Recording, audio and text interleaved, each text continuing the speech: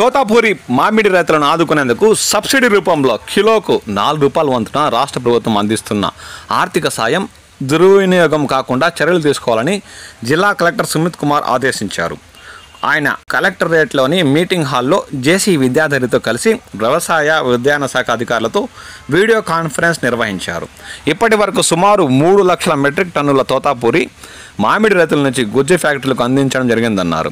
కుప్పం, పలంనేరు నియోజకవర్గాల నుంచి మామిడి సేకరణ కోసం 10-15 రోజులు ఇంకా కొనసాగే అవకాశం ఉందని ఆయన అన్నారు. ఇప్పటి వరకు సేకరించిన తోతాపూరి రకానికి సబ్సిడీ రూపంలో అందించిన 120 కోట్ల నగదును రైతుల ఖాతాల్లో జమ చేయడం జరుగుతుందన్నారు. జూన్ నెల వరకు సేకరించిన మామిడి సబ్సిడీని జూలై నెలలో సేకరించిన మామిడి సబ్సిడీని ఆగస్టు నెలలో రైతుల ఖాతాలో జమ చేస్తామన్నారు. జిల్లా స్థాయిలో సేకరించిన మామిడి రైతుల వివరాలు, తూకాలు తదితర వివరాలను మండల అధికారులు, గ్రామ స్థాయి అధికారులతో సమన్వయం చేసుకుని సరిచూసుకోవాలన్నారు. రైతు బ్యాంకుల ఖాతాలకు సంబంధించి ఐఎఫ్ఎస్సి కోడ్, ఈ క్రాప్ పంటల వివరాలను పరిశీలించాలన్నారు.